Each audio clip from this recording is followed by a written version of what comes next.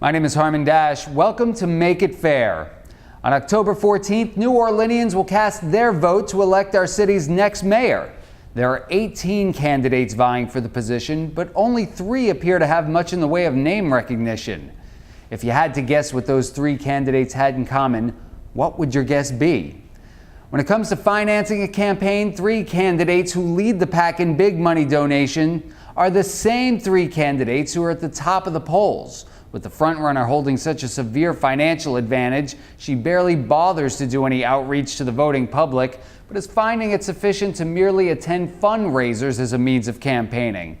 Earlier today, we spoke with one of the other 18 candidates, Derrick Martin, who's had to find a different approach to campaigning. We discussed his background in economic development here in New Orleans, some of his other hopes for what he could do for our city, and the frustrations of campaigning without the funds to be more competitive. Derrick Martin, thank you for joining us. Thank you for having me. Certainly appreciate it. Well, so why did you decide to run for mayor? You know, the long of it is this. I was recruited by the current administration through the New Orleans Business Alliance to help champion economic development. By the Landrieu administration? By the Landrieu administration. Okay.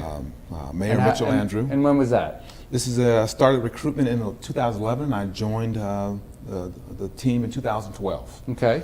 And so through the New Orleans Business Alliance, they did a national search for some talent, and I was fortunate enough to land that position. So moved my family here to help champion economic development, and this is what I've been doing since then. And I'm at a point now to where I know that there can be much more done in this city. And just through conversation with friends and business owners, I was asked, consider putting your name in the hat. Okay. And after thoughtful consideration, you know, here I am. Well, so economic development here in New Orleans, what were some of the things that you were tasked with doing?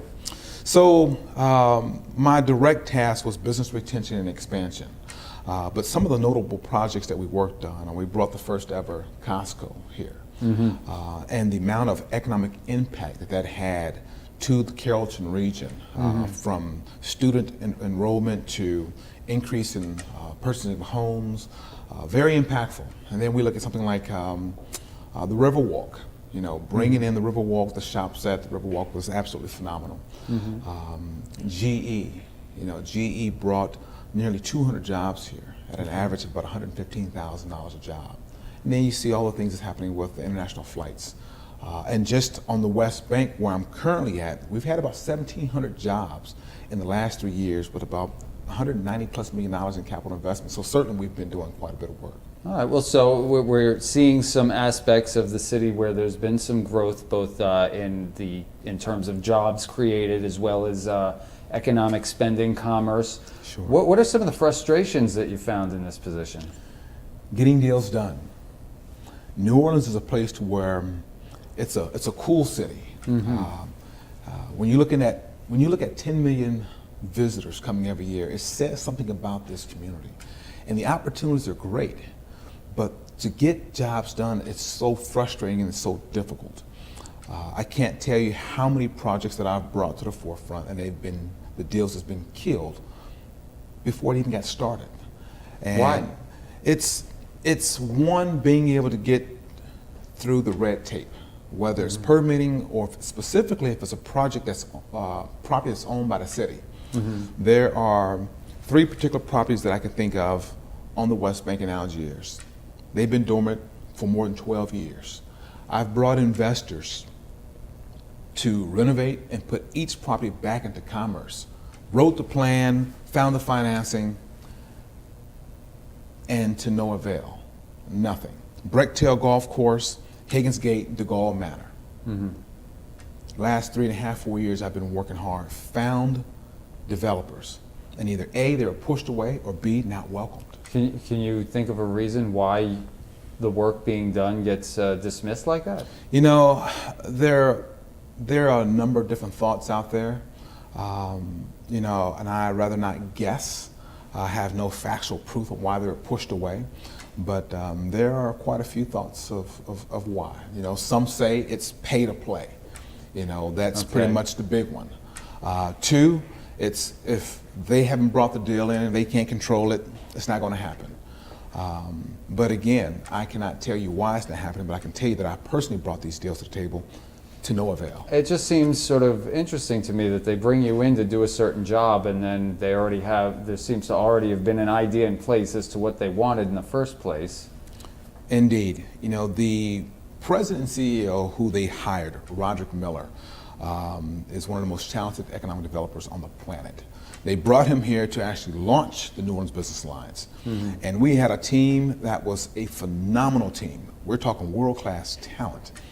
And to this day, there's probably 2 people left at the Business Alliance. And while there's some great talent there now, but Rod has gone on to do phenomenal things. I have moved across the river over to the Algiers Economic Development Foundation, and there's several other key individuals who have just gone through frustrations, realizing that you kind of kick up against the gate so long before you realize something has to change. Well, so you were brought into the city under these circumstances. You're not a career politician. Never ran for elected office in my life. I started my career as a systems engineer with General Motors, moved into project management, program management. I understand systems and processes. And my last 2 or 3 years at GM was manufacturing, so I understand what it takes to build, to grow. Do you think not being a career politician might benefit you in this scenario? I think it does. I think it not only benefits myself, but it benefits the community. It benefits the people of New Orleans who was looking for change. I realized since I've been here that what I've heard consistently is that the issues that we face today are the same issues that we faced 10, 20, 30, 40 years ago. And I believe it's going to take someone that has a corporate style leadership, who's not tied into political machines, big money play, backdoor deals, things of that nature, and that's what I bring to the table. Now, I noticed that you're running as an independent, yes? Yes. So you're not affiliated with any particular parties, specifically not the 2 major parties. You're not running as a Democrat, you're not running as a Republican. How's that working out for you? Well, for the campaign, I would say not so well. And it's simply because the forums that are put together are usually by 1 or 2 parties. Okay. And if you're not a Democrat, you don't get invited and you don't have a seat at the table. Okay. And I think that's unfair. I think there's a few people out there that's running this independent, and just through this campaign, there's some pretty good ideas.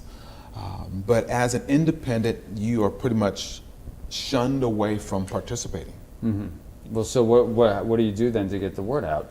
You just continue to move. They won't allow me to have a seat at the table, but they will allow me to come.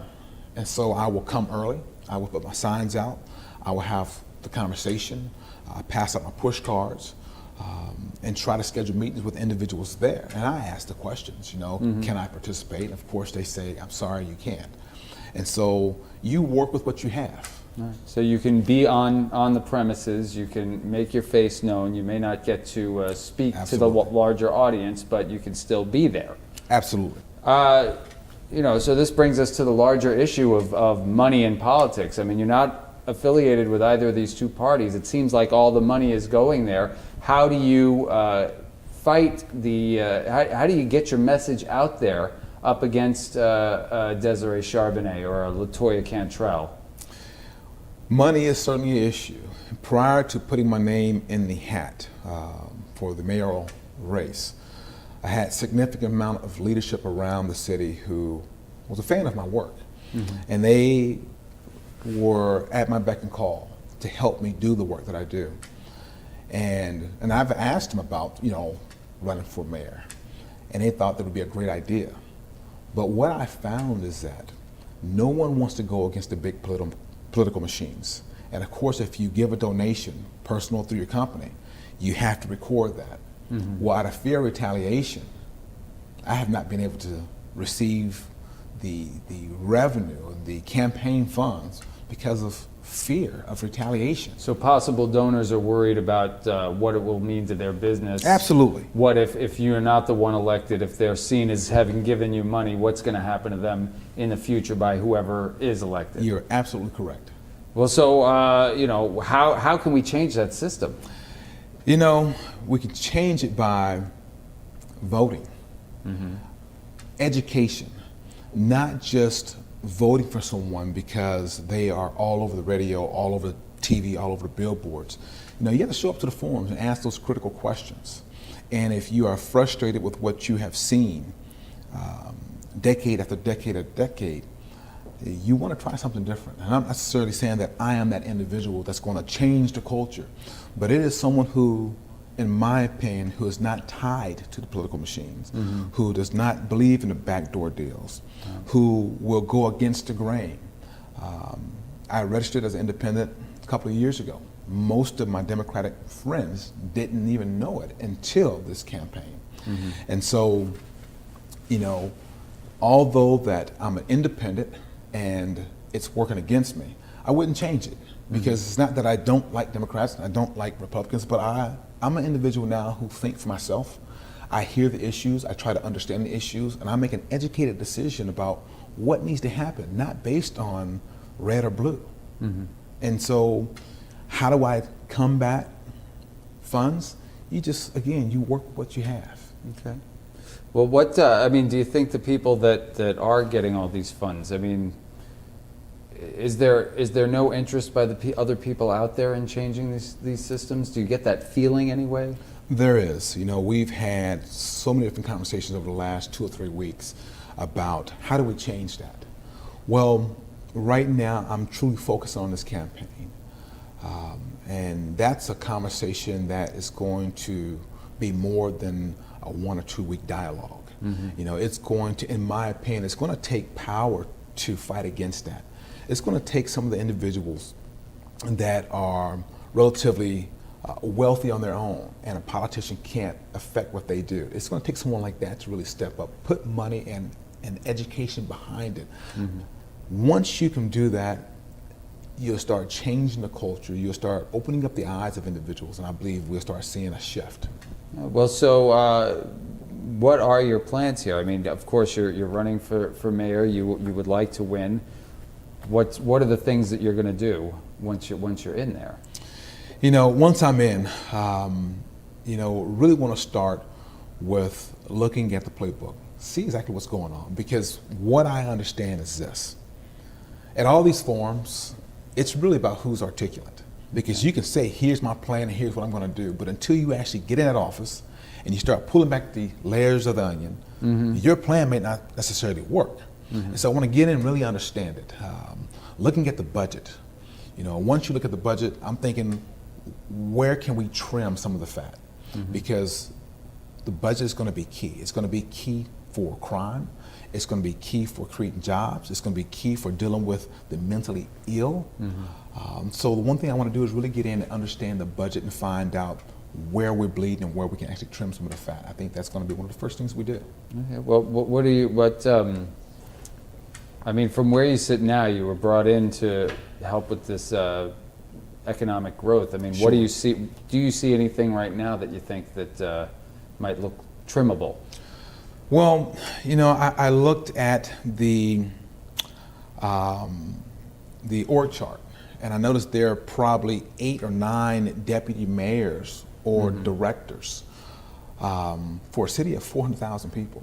Think that's too many? Well, when I look at New York, where you're from, 8 deputy mayors for a city of 8 million people. Bigger population, yes. And so that raises my antenna, and I want to look at that. And so, absolutely, I can probably say right now, unequivocally, that's way too many people for a city of 400,000. Okay, well, so you know, let's bring it all back to you know, money in politics and just where we go from here. You know, you've got a great message. It should be about issues. It should be about people, but it keeps coming back to who has the most money. Absolutely. And you know, where do we go from here? You know, I'm going to continue to run my campaign hard. You know, I have some close friends, my family, of course. We're out there. We're starting to get our message out there, and it's almost impossible for me to get throughout all of Orleans Parish. So we're focusing on the areas, one, Algiers, where I live and I work, where my children go to school. We are focusing a little bit here in the Garden District, Uptown, as well as the Lakeview area. And so, again, we have to work with what we have. We are using social media. We are doing meet and greets. And we're asking each one to teach one. Each one teach one, tell one. And we are believing that eventually the word is going to get out. because although we have a population of 400,000 people, depending on who's counting, there's just a small population that actually gets out and vote. And so we have to be able to target those individuals. And I think it's safe to say that a majority of individuals, they want to see the culture change. They want to see the, political foolishness, we'll call it foolishness, end. And so we're going to continue to get our message out there, letting them know that my background from the private sector, blended in with the public sector, I get it, I understand it. 22 cities and towns I have under my belt. Scottsdale, Chandler, Phoenix, Glendale, the list goes on. I understand what works, I understand what don't work. I cut my teeth in the city of Detroit. I've watched it come from the bottom of the barrel to the top and then back down again. I can pinpoint what went wrong. And I can certainly tell you without a doubt, New Orleans is poised for growth. It's poised for growth from a population standpoint, from a job creation standpoint, from a corporate standpoint. We don't have enough Fortune 500 companies here. It's not a hard feat to do. I've done it before, recruited the likenesses of Boeing, Intel. The buzz now is Amazon. I've worked with Amazon in the past, created multiple fulfillment centers, in the state of Arizona, Maricopa County. This is an attractive place to be. It's about shifting the mindset, getting folks here, and once they're able to see businesses come, plant their flag here, start creating jobs, now we're going to start seeing a shift in crime. We're going to start seeing a shift in home ownership, in blight. Economic development truly answers most of the issues we're dealing with now. That was Derrick Martin, an independent running for mayor of New Orleans. He's likely one of the 18 options for mayor you've heard little, maybe nothing about, but it's not because his ideas have no merit. It's because he hasn't been funded by big money donors. Currently in New Orleans, any one individual, corporation, or LLC can donate as much as $5,000 to a candidate.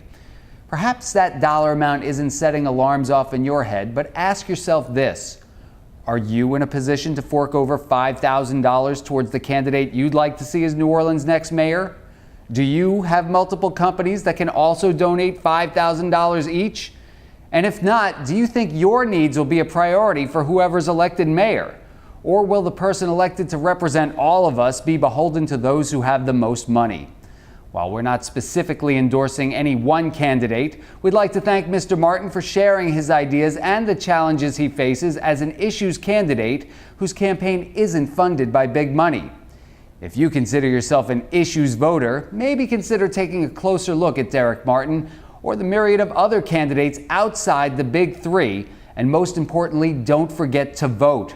Early voting takes place September 30th through October 7th, and Election Day is Saturday, October 14th. Of course, we always want to know what you think. Log on to our website, makeitfair.com. Tell us what you're looking for in the next mayor of New Orleans. And remember, you can also find us on Facebook and Twitter. For Make It Fair, my name is Harmon Dash. Thank you for watching.